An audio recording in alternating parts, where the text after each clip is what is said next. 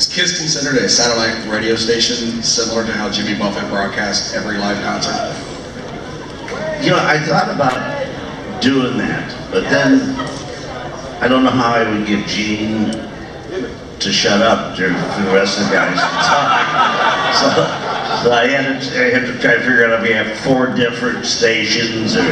No, it's actually something we've been talking about because, you know, Gene did a show in England last year, the BBC, and it was very popular, and so yes, we are looking for, you know, to do something like that because they're very musical. They don't know one band from this year, but they know everything from before. Thank you. I'm Chris from San Diego. And Doc, my question is, what's the toughest part of setting up a KISS tour?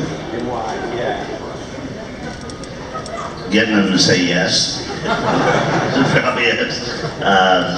You know, because it's, you know, when you look at our touring schedule or where KISS could play, we could play in 60 countries around the world. So when you're trying to fit them all in, it takes sometimes 3 years to cover all the territories. And, you know, they have kids, they have families and all that kind of stuff, and they just don't want to be on the road all the time. So I have to do it in spurts and take like 2 different trips to Europe, 2 different trips to South America, and Australia and China and all the rest of this stuff. So it's just probably just getting them to be organized and how many days they'll play a year. But they love the tour, they just don't love the tour as much as they did in the past. Thanks a lot. Well, Patrick from Florida. If KISS was starting out today, do you think they would obtain the same benefits hiding their identity like they did in the 70s? Well, that's interesting because I'm sure they'd be able to hide their identity.